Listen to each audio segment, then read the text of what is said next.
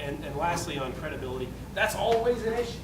So if you've got a piece of evidence and you're thinking, well, is it going to come in? Is it not going to come in? If it goes to the credibility of a witness, your chances of success there are going to be much better. I know we're almost out of time here, John, but Go for it. You're good. I think it'd be helpful, especially for those of you that have seen the movie here and maybe read the materials, to go over the evidence in this case. What's out there? Think about that. What have you got from the defense perspective that's a strength? John, I know you've seen the movie later. No, I have no idea what you're talking about. No weapon. No weapon. I happen to think that, we'll evaluate this, but I think that may be the biggest strength that the defense has. Right. What about a weakness? A confession. Well, the confession could be both. You positive in there. Mm-hmm. Yeah. Once it's reinterpreted, it'll be fine. I'll put that over here because it was a question. You spend that your way. What else? The witness's identification would be negative.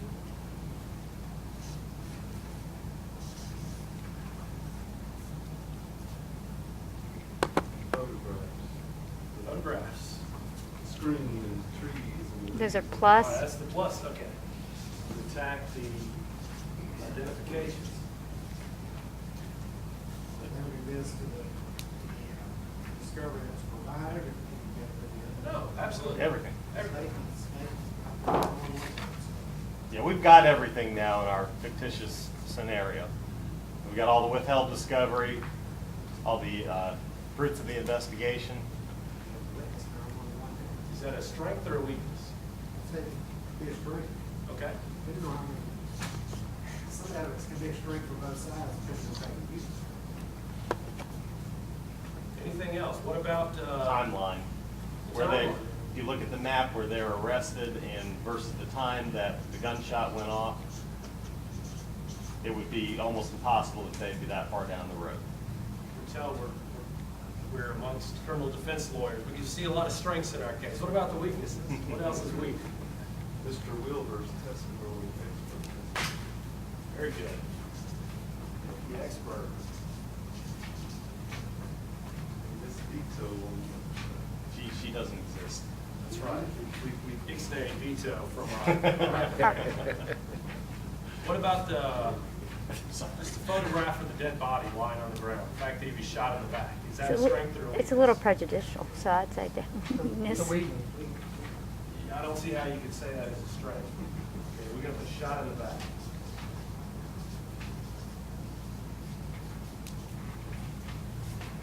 What about the car? The fact that it was a convertible. They were caught in a metallic green convertible. That's a weakness. Car, yeah. Isn't the amount of money missing about the same as they had? They Allegedly, say it yeah. is. They say it is. Money. I've got a strength. In the opening scene, when they're pulling in front of the courthouse, it's actually a Georgia highway on the sign. Should be a strength. Yeah.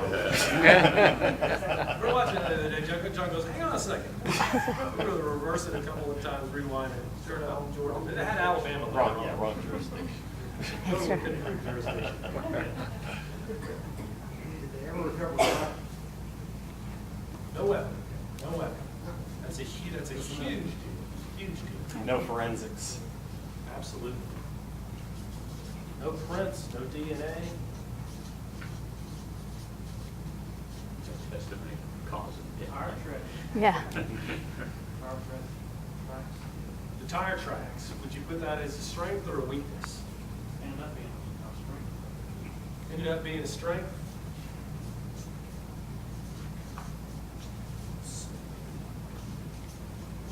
That's kind of one where the prosecution will use it as their strength, and then hopefully, if we do it right, we put it over into our column.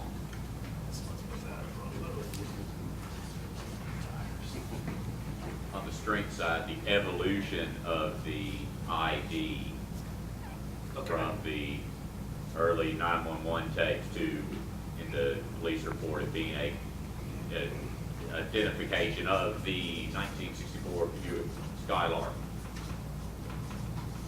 What about the everybody see the witness lineup? Anybody think that was a little prejudicial? Very good.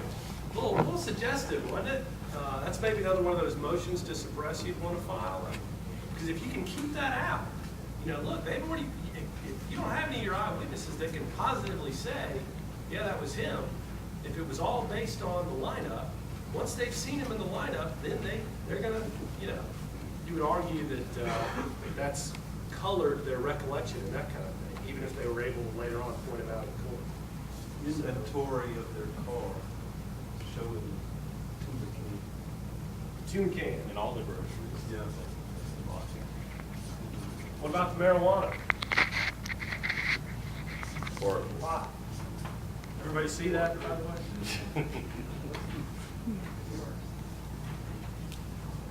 Was it receipt for what they bought? There was no receipt. on the inventory, please. But just generally, just a general lack of investigation. Like, hey, they never came up with the receipt, things that they could have done that they didn't do. Just poor investigation.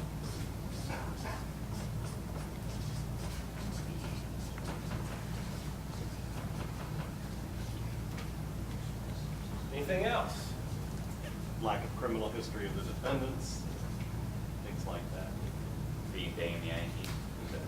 That would be a negative. What about fact? And Dan make it a little repetitive. Redundant. But I think the fact that they probably come from good families and they were going to college and those kind of things are maybe on the plus side. All right, so just taking a look at that, what do y'all think? We've already talked about strengths a little bit. What's the biggest weakness in the case? I think the ID. Maybe the ID? But the uniqueness of the vehicle as well, or the distinctiveness of that vehicle. That hinges on the strength of the ID. But if a juror accepts any one of the IDs, that's a pretty damn rare car for a rural county. That really is. That really is. What else? What about the confession? Does that hurt us a lot? Or do you think we Not if can they're neutralize that? not if they're able to find the tape, you know, because it's funny how police departments tend to lose evidence. We don't have the tape and they didn't sign the confession, so we don't really have a confession. We have a report of it. Okay.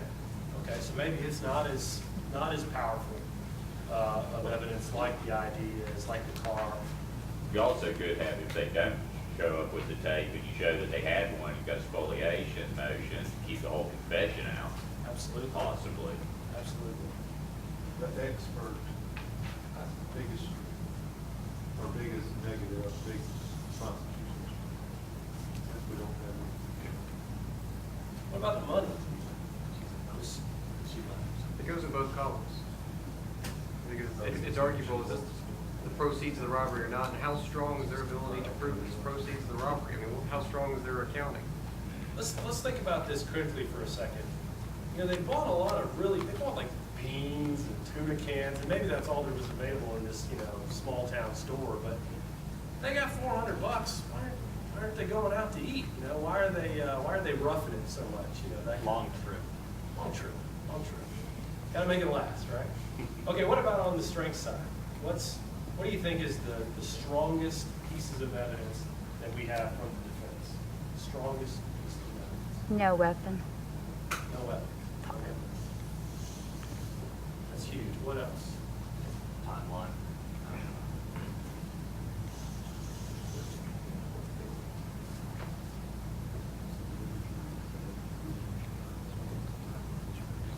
Anything else? Maybe one more? Sheriff Farley does the same as either. Poor investigation, lineup, tuna can, evolution of the ID, tire tracks. No forensics. I guess under poor investigation, you could have rush to judgment. And one of the great witnesses were trying in 29 days after Before the indictment for the grand jury, that might actually be a jurisdictional thing. It got reversed, this is the retrial. Yeah. That side of that is it's really fresh in the witness's recollection, right? Okay, so core investigation, and I think that goes along with no weapon too. And then the timeline. I think this is just a really good exercise to do when you're thinking about your individual cases, to list out and brainstorm. Brainstorm with your clients, brainstorm with non-lawyers, brainstorm with lawyers. Talk about your cases, figure out where your strongest pieces of evidence are, what are your biggest weaknesses, what are your biggest strengths, and then what I would suggest to you to follow up yesterday, to mold your theory and your themes after your key pieces of evidence. And you'll be on the right track. And that's all I got. Okay. Okay, we'll take 5 and